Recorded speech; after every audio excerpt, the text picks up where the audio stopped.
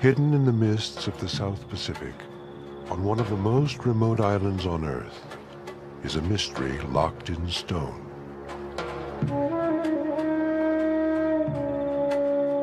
Giant human forms stand against the weathering of time. These are the mute sentinels of Easter Island, stone statues called moai. Roughly 900 moai were carved over a period of 500 years, hewn with stone tools from the volcanic rock of an ancient crater. No one knows how the many-ton statues came to stand at their sacred sites. How could an isolated culture with only the simplest tools move monoliths from the quarry to sacred platform sites scattered all over the island, some of them 5 miles away? Legend says the statues magically walked to their venerated platforms.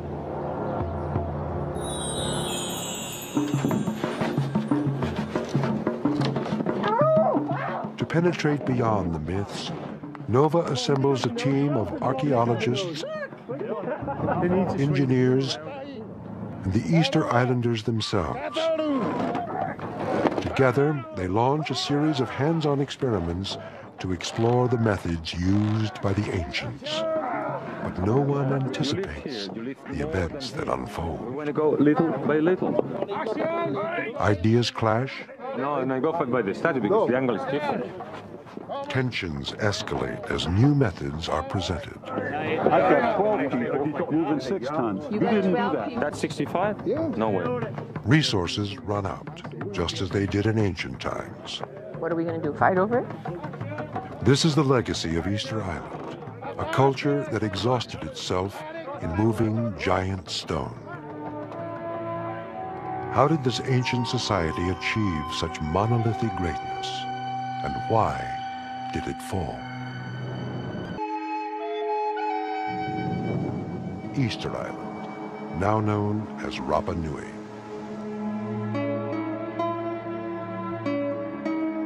Today, treeless, windswept land rises from an infinite sea.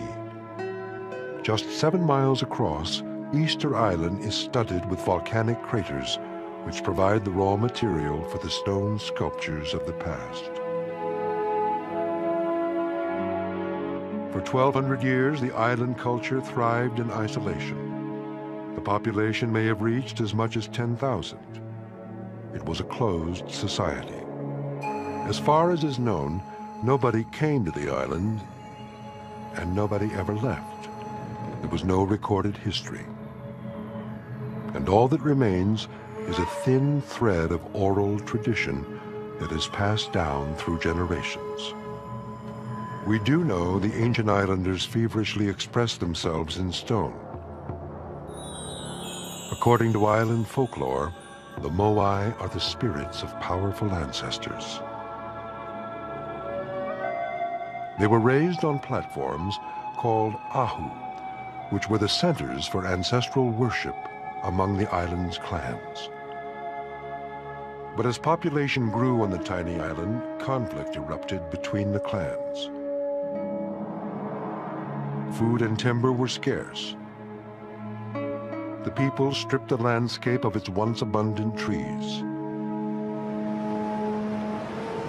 Today, only thin soils and exposed pastures survive. Could it be that this remote civilization ultimately destroyed itself over the moving and raising of their sacred moai? For decades, theorists have come to the island to try their hand at moving moai. In 1955, Norwegian archaeologist Thor Heyerdahl tried to drag a 9-ton moai on a small tree fork over the ground. The pulling method worked, but dragging a heavy statue is likely to damage the carved stone.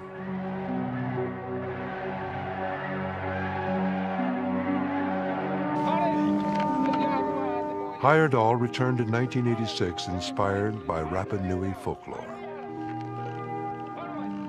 Legends say that the human statues walked across the island to their Ahu platforms through a spiritual power called mana.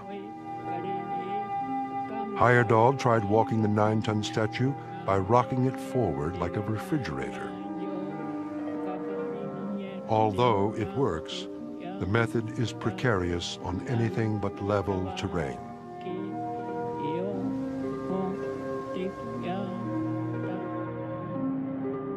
Thousands of tourists come to gaze upon the stone giants and wonder how the Rapa Nui people moved and erected them.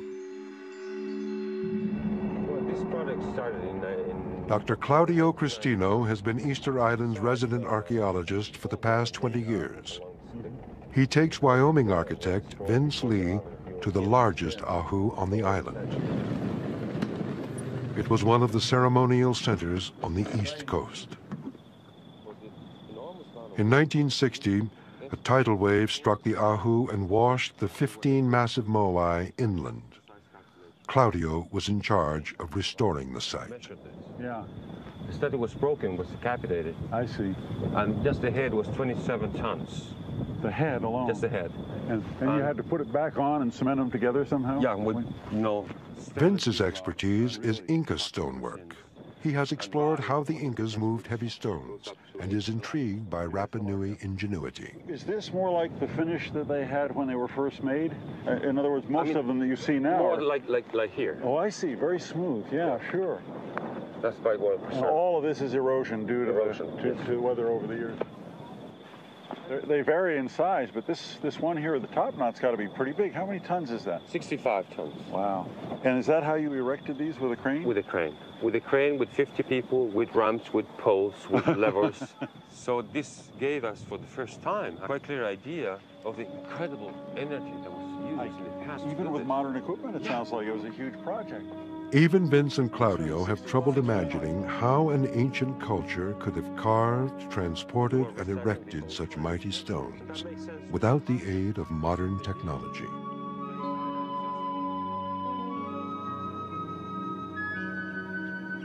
The meaning of the moai, to me, as an outsider to this island and to this culture, is ancestor. It's the link with the past. The meaning of the moai is family. Archaeologist Joanne Van Tilburg is here to test her theory of how the moai were moved. For 15 years, she has searched for the cultural significance encoded in the moai. When Rapa Nui people look at these statues and think about these statues, they are to them as if they are indeed living beings. But with no written record left behind and only limited clues from archaeology, the question of how the Easter Islanders moved their moai remains elusive. Science and mysticism, religion, faith, archaeology, engineering, all of these things are trying to come together here to understand what, when you look at it, is a relatively simple object. It's big, there's no question about that, but it's so beautifully designed in its simplicity that it offers us the possibility of answer, and yet the answer is so deeply embedded in the culture, and much of that answer, unfortunately, has been lost.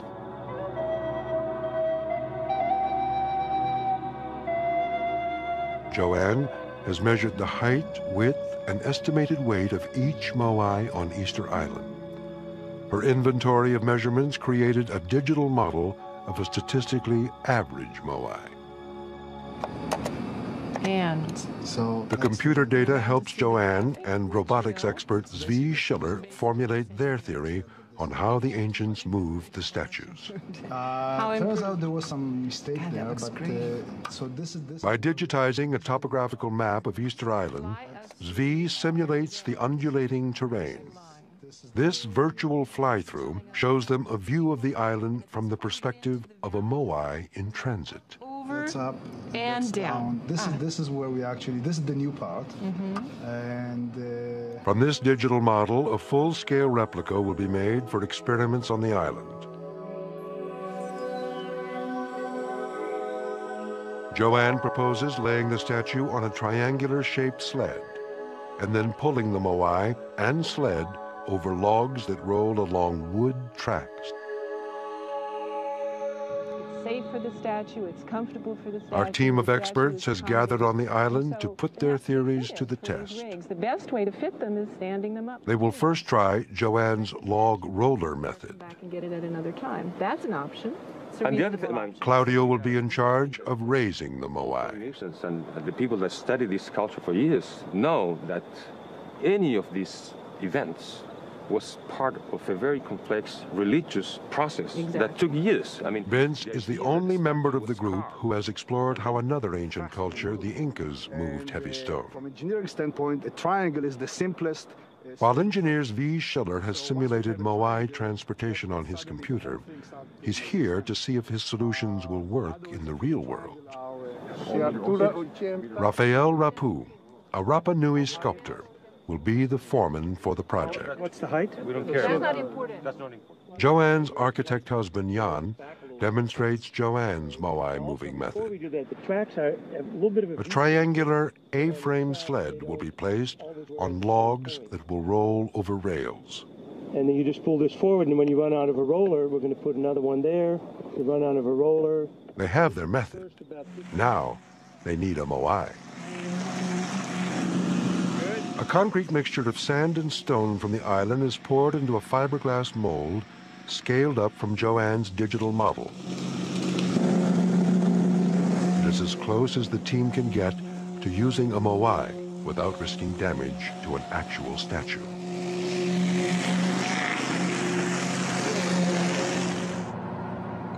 Three days later, the 9.5-ton concrete moai is ready to be lifted out of its curing pit.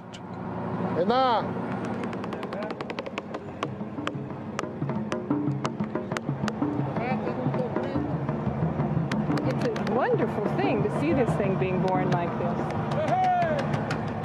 Even with the aid of a crane, the moai is an unwieldy object. He's going to drop it down and pull it back. Exactly right. Hey! Discretion. No, with this little roll. With a boom. He's going to do it with a boom.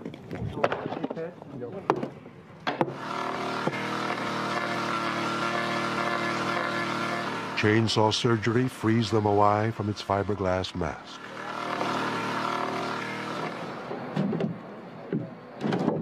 All right. Tip her over.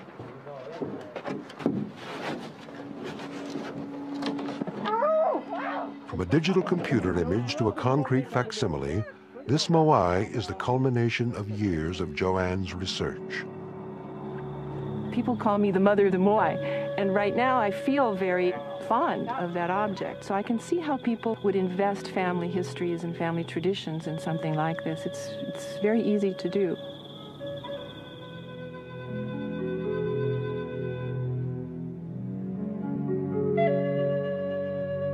More than half of Easter Island's moai are still at the quarry, known as Rano Raraku.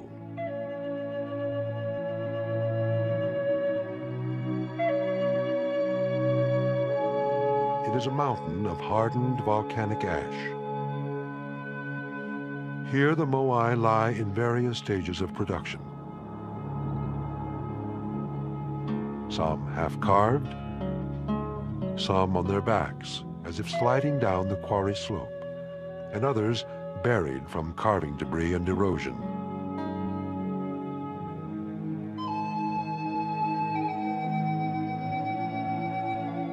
Rafael Rapu comes from a long line of Rapa Nui carvers.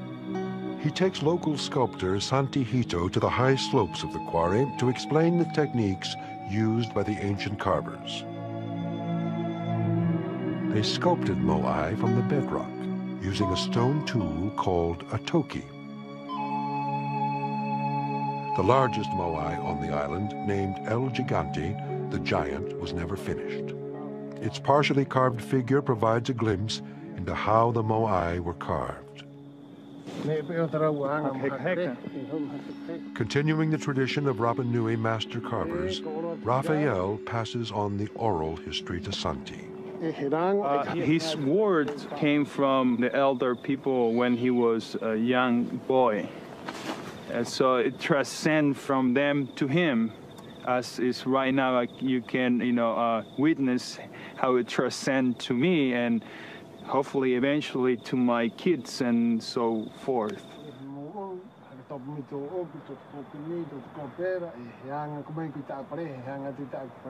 Raphael explains that first, channels were carved around the body of a moai. He thinks that 20 people carved this moai over a period of time of 5 to 6 years to this stage. This is our sections of people who were, given, as your assignment. This is your section. You can carve, and you can see different, ways of doing it, and you can clearly see the talkie marks and how the people were carving and going in and make these deep cuts in the rock like this, that. The channels reached around and eventually formed a boat-like keel until the statue could be snapped off and fully extracted. This quarry was established around 900 or 1000 AD. And for a period of at least 500 years, maybe a little bit more, most of the statues that we know about were made. Well, this is a large statue of over 100 tons. This massive statue was in the process of being moved downhill. It's already detached from the mother rock, and it's extracted from the quarry, and it will end at the foot of the hill into a prepare hole to put it in a vertical position. This monstrous monolith needed certainly hundreds of people to move them downhill, to transport them to distant sites all along the coast of the island. At the base of the quarry slope, the moai were erected in prepared holes so the carving could be finished.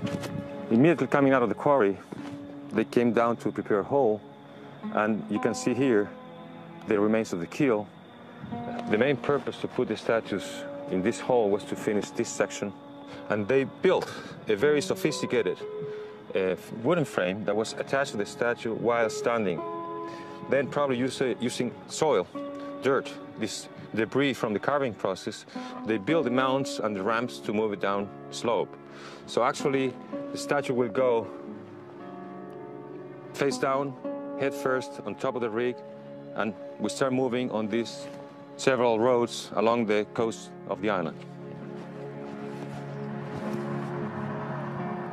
The replica moai is brought in by truck and crane to the transport site.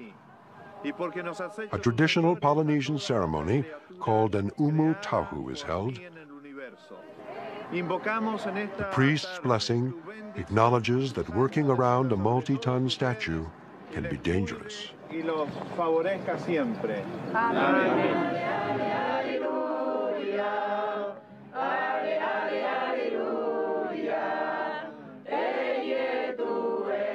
So it's a benediction on behalf of the Catholic Church and this community for this project and the work that they're doing here to take care of everyone.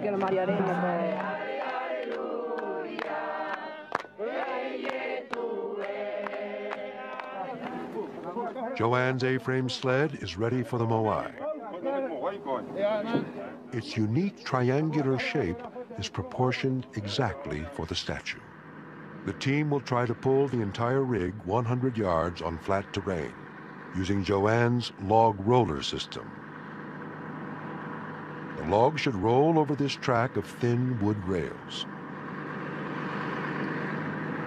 We're going to move it 5 meters, and then stop. And then we're going to regroup, talk about it a little bit, and then we're going to move it. Probably we'll move it to the end of the rollers, and that's the first day. So. Oh, yeah. Joanne confers with Nico Hawa, who is in charge of the Rapa Nui pulling team. He rehearses his commands before they begin. We're pulling on terrain that's flat as a pancake here, and that's the easiest situation. That's where I'd start out, too, to test the idea. But if it's got to be valid, it's got to be something that would work on going up hills and down hills and side hills and stuff like that. I think this system would be a little harder to do on that kind of terrain. But let's give them a chance and see what happens here.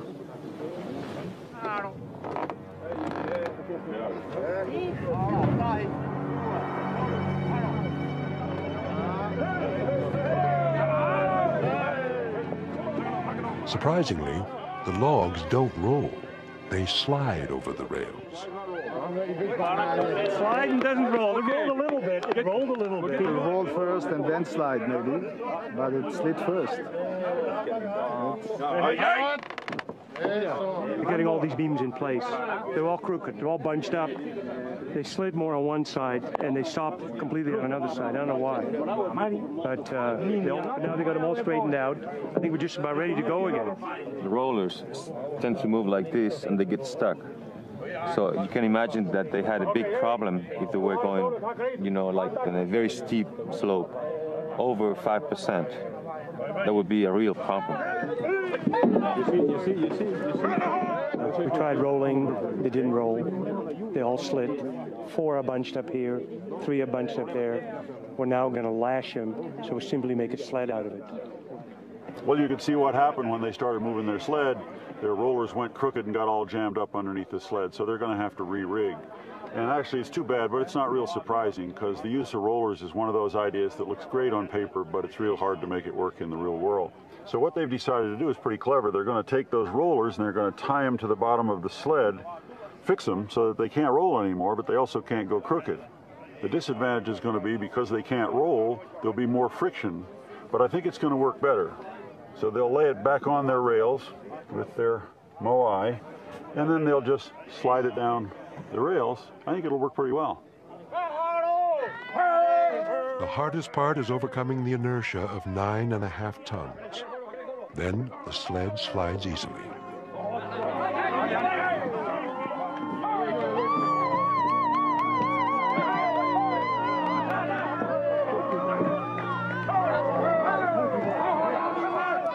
This novel solution exploits rope lashings and wood crossbeams that are common in traditional Polynesian culture.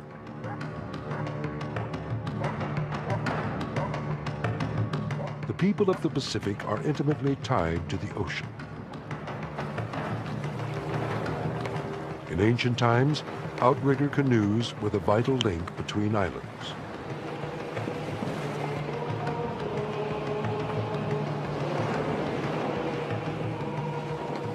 The outriggers have 2 beams that extend from the side of the canoe to prevent it from capsizing.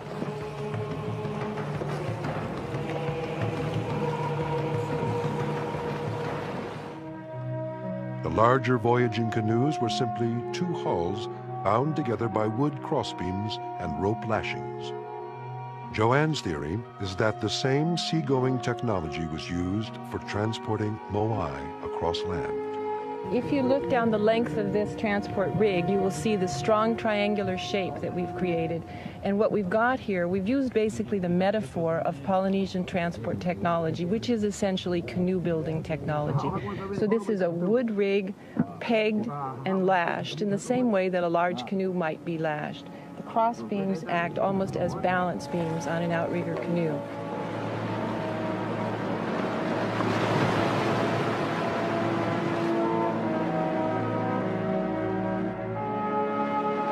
Polynesians made wooden ladders to aid in carrying canoes up on shore. The crossbeams of this ladder are lashed onto long rails, just like the rollers lashed to the sled for the moai.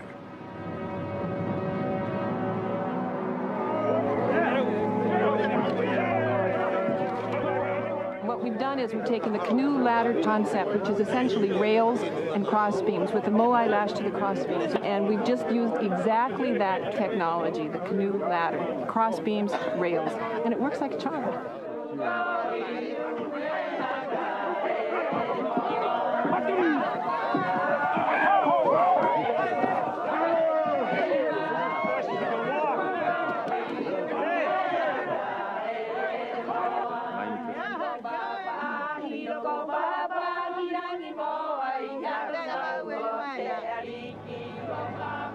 Each group of statues was raised on a long rectangular platform, or ahu.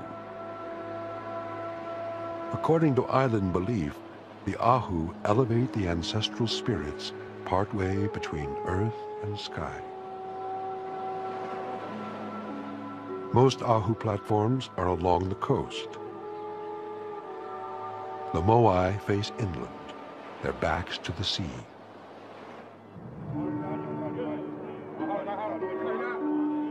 To have the moai facing inland on its ahu, the team resorts to modern machinery. Now they have to reposition the statue face down and then rotate it 180 degrees. Vince explains why. Well, everybody agrees, I think, that the moai were quarried up on the side of the cliffs and were lowered down to the bottom of the slope facing out towards the ocean. And likewise, everybody seems to agree that once they got erected on the ahu out at the seacoast, they were facing inland away from the ocean. So that means that there's one movement that you can't avoid making regardless of what transport method you use. Claudio thinks that the sled was fastened to the face of the moai at the bottom of the quarry slope, and then the whole rig was lowered onto the ground for transport across the island. And if he's right about that, of course, it means that the moai was handled face down instead of face up. But whether he's right about it or not, somewhere between the bottom of the quarry slope and the ahu platform, this moai has to be rotated 180 degrees so that once it's erected on the ahu, it's facing inland away from the sea. Now repositioned face down, the moai is rotated, but not with the tools of the ancients.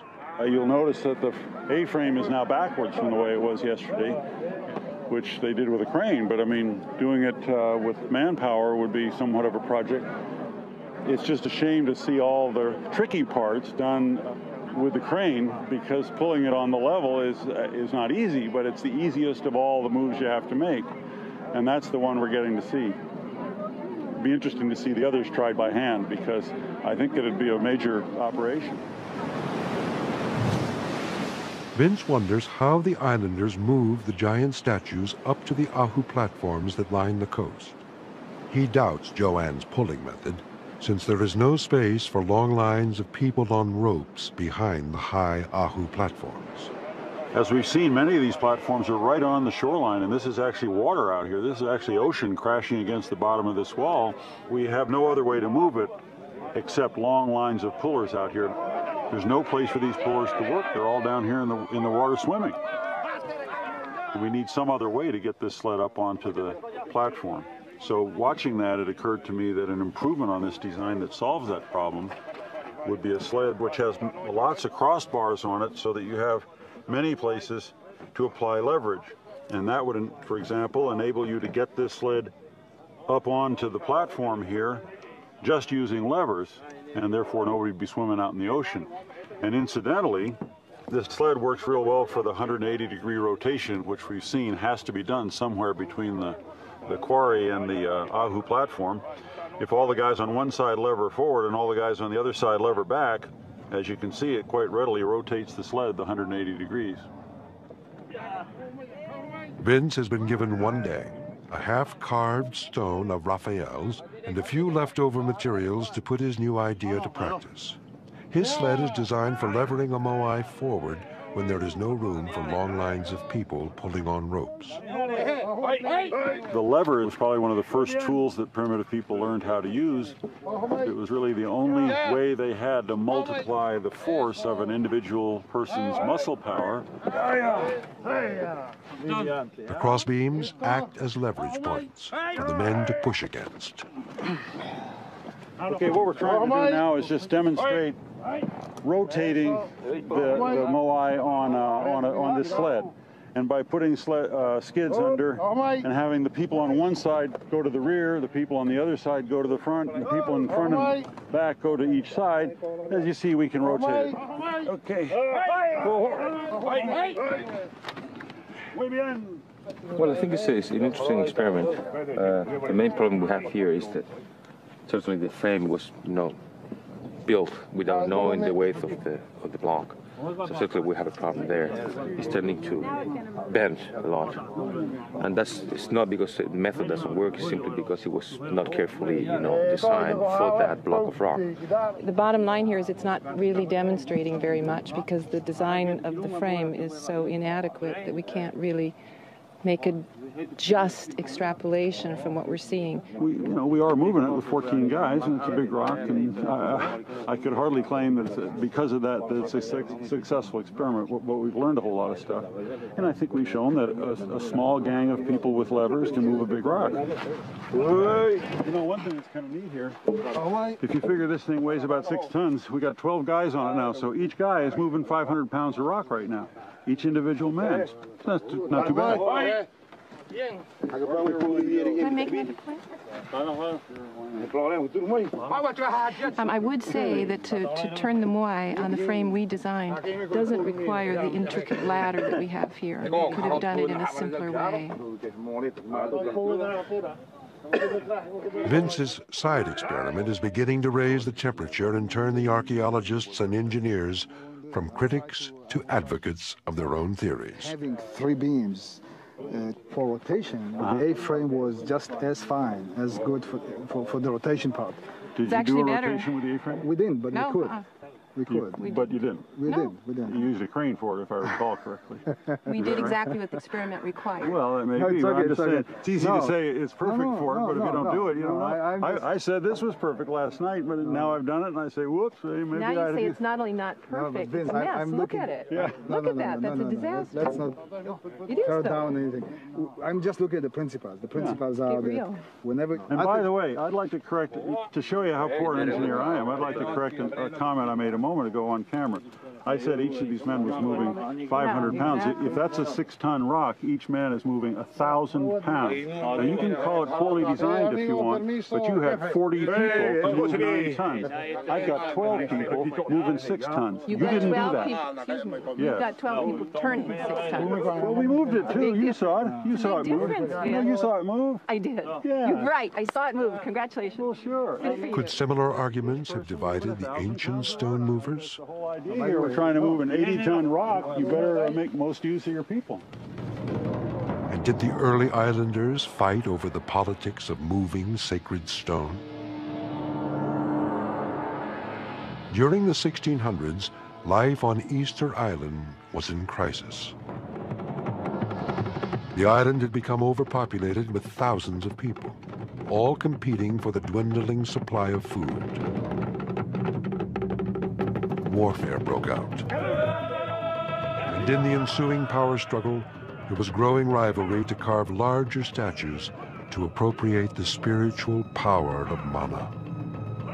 When the whole society embarked in this religious sculpture compulsion, reducing the amount of people that was actually producing food, for example, creating some sort of imbalance that at the very end led to a crisis and to the collapse of the whole culture.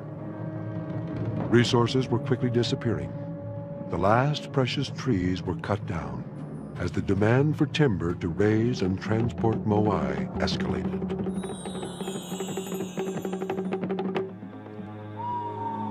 Ancestral statues were knocked down by the warring factions.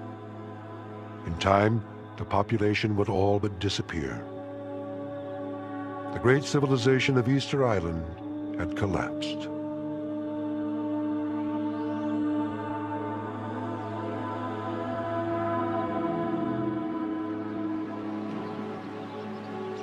A fallen moai lies beside a stone ramp leading to an ahu platform.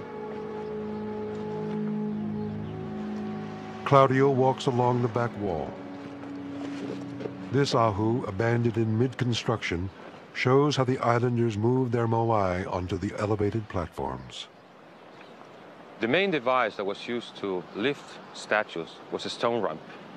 Ramps were made from the limitless supply of lava rock scattered all over the island.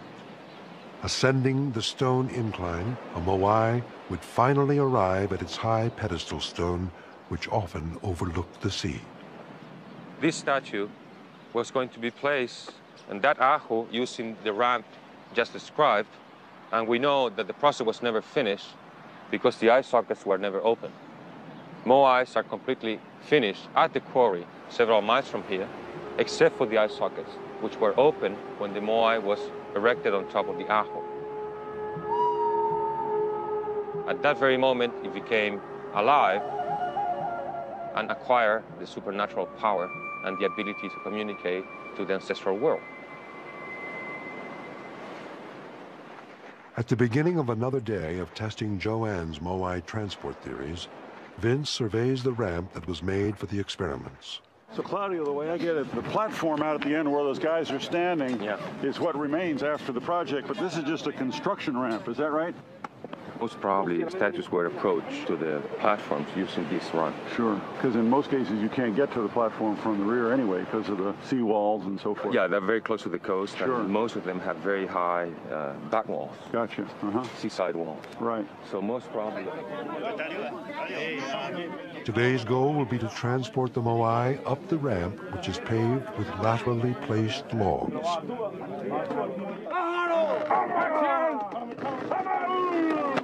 They start on flat terrain in front of the ramp.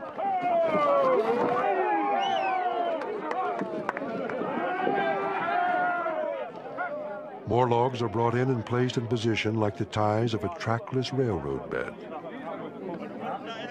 It takes a lot of trees to make a wood road just 30 yards in length.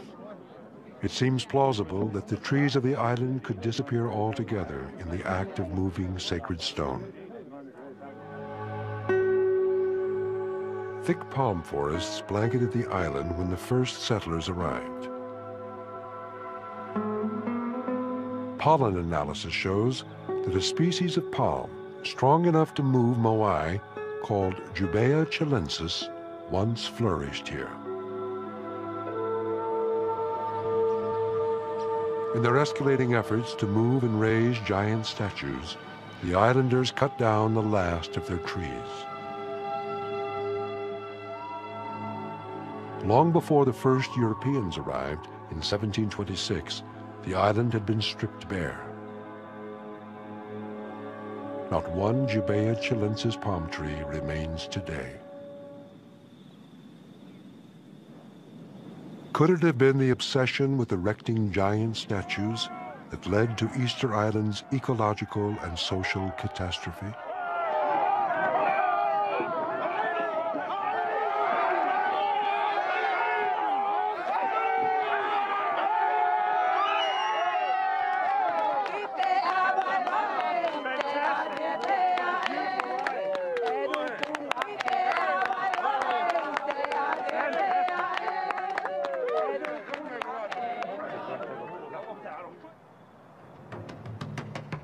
The next day, the team faces the challenge of moving the Moai the last 6 feet to the pedestal stone. Joanne's team will now test a different method that gives extra mechanical advantage to the Moai movers. The team has been reduced to 20 people. They've actually done something quite clever here. What they've done now is they've tied the rope from the sled to a lever, a big lever beam, and they've got a big crew over here pulling the lever beam with a rope attached much higher on the pole. And the reason that's so smart is because they get a huge mechanical advantage. In order to move the sled 1 foot here, they'll have to pull 4 feet here, but they'll pull with 4 times the force. So in effect, it's like quadrupling the number of people pulling on the load.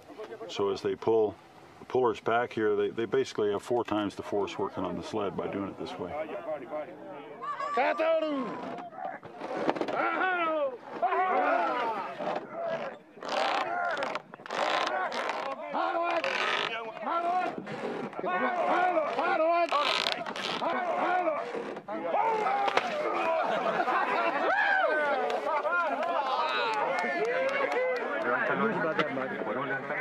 It's a good method. We needed a stronger method. I was waiting for something to break. Well, we were all we waiting can learn for from it. We were all waiting for that. It We was got good. it here. So.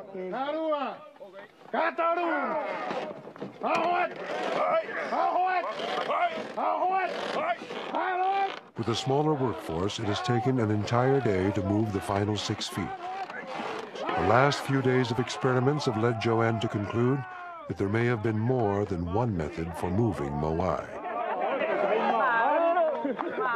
I have learned that the statues lend themselves very well to manipulation. They're well balanced, they're well designed, you can attach rigs to them, you can change them. I think people would think on their feet and develop methods for moving these statues that were adapted to each individual statue.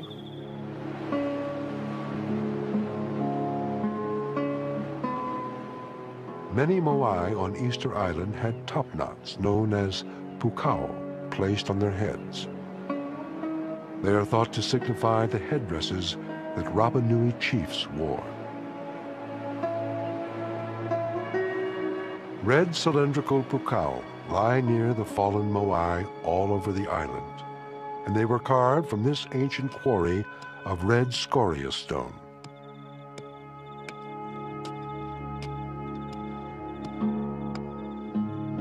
Raphael carves an authentic pukao for the replica Moai. He uses a basalt toki, the tool used by the ancient sculptors to carve island stone. Raphael passes on the age-old technique to Santi.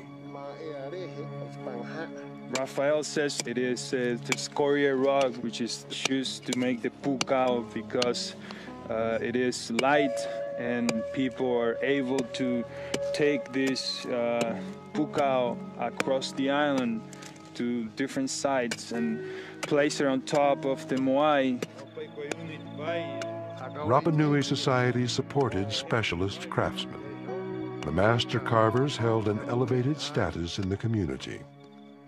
So there were master carvers who were dedicated to just carve pukaos. They never worked with the rush of time. There was no time frame. It's all based on mana and religion. And in our modern time, we'll succeed, I think. The team must now figure out how to raise the Moai. They use levers to lift the load inch by inch, while stones are carefully placed underneath. Slowly, the Moai will be jacked up to a vertical position. The pukao is now ready to be added to the load. Not all Moai had pukao, and we don't know how the islanders raised them onto the statues. The Rapa Nui men devise a simple pulley system for rolling the 1-ton pukao up the short ramp.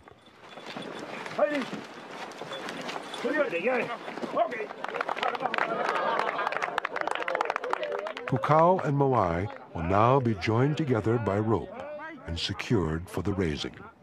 Tomorrow we'll see them levering it up, how easy it really is, and it should go very quickly. I think this is the way it was done. I'm not sure. I mean, it's also possible. It's possible to raise the two together, but it's also possible to raise the statue first, and then if the statue is deserving of a pukao, maybe then they put the pukao second. But the problem is when you do the statue and then do the pukao, you have to do everything twice. This took days, and then you have 2 more days of doing it.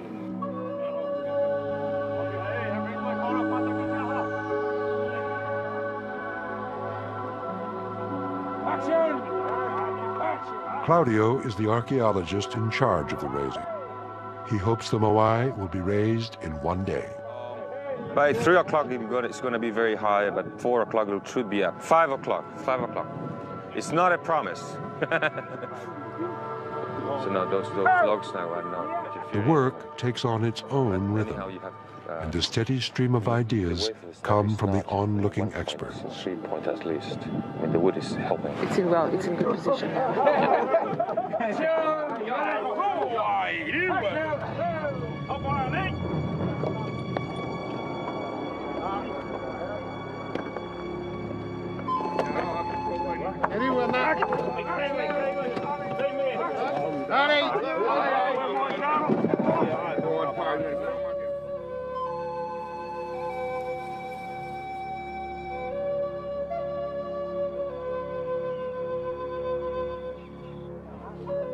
The pile of rocks jacking up the Moai gradually grows higher.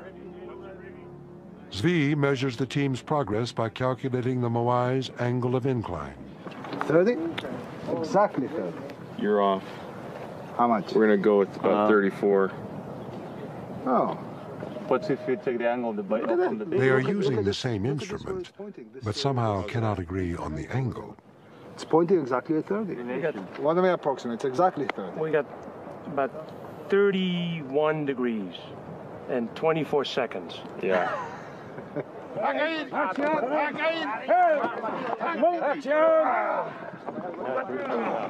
Now it really moved.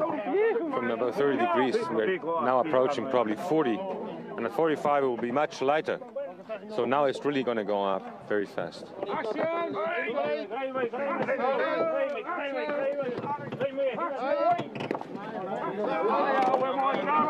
35, went up 5 degrees. The statue of the frame. I go by the frame. No, and I go by the statue because the angle is different.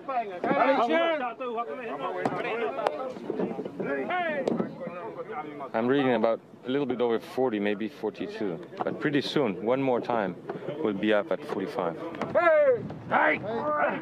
Well, I gather from Svi here that it's about 43 degrees now. You know, mathematically, once it gets beyond 45 degrees, it should get easier rather than more difficult. You know, so getting to here has been the hard part.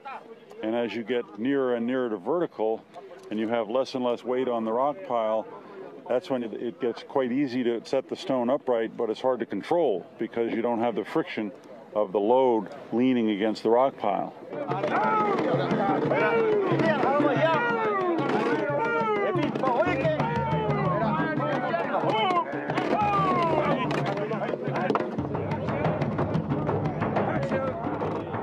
With a growing rock pile to clamber over, the men find the work tricky and the moai unstable. Zvi becomes even more interested in their rate of progress. 49.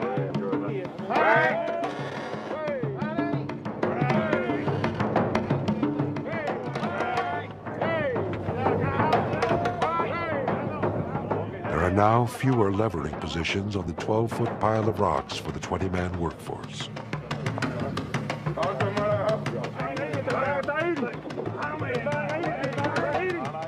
They must all find a place on just 3 levers. With the daylight fading, the work will have to continue in the morning. My biggest concern now is that because we're running out of light, and it's quite late, and the moai moved a little bit to the right, and we have to be very careful because that's the critical angle. We might lose the statue. So we have to secure everything tomorrow, put it straight, and control these rocks around it so that the people will work safely at the same time. But it will happen. I mean, it's not a problem. That's just a little disruption in the general process. But it's going to go up, no problem.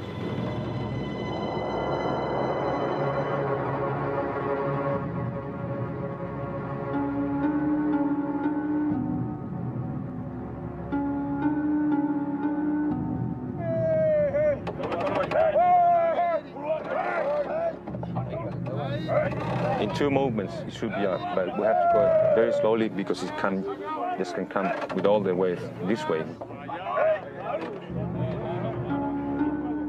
But certainly this is the most critical point. 61, approximately.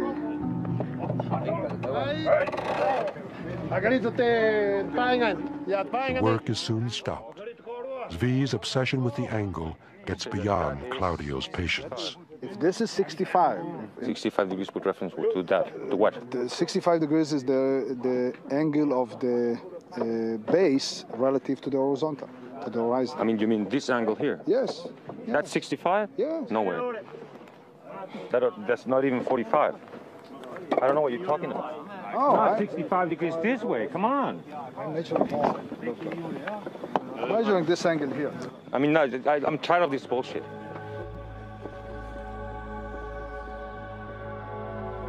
It is a simple misunderstanding. Shit. Great efforts will often bring out great passions.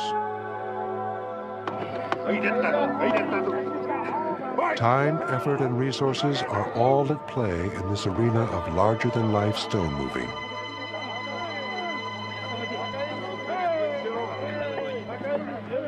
It is a delicate moment. It must be played out with brute force. Claudio and Raphael watch for signs of twisting.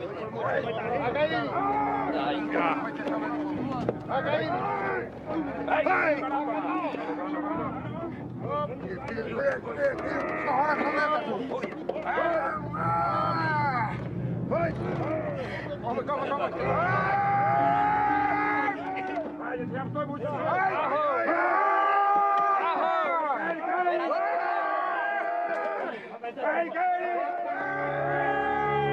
may never know how the Moai were moved or raised, but by a revealing stroke of fate, the methods tested here have taught us as much about ourselves as about the ancient Rapa Nui.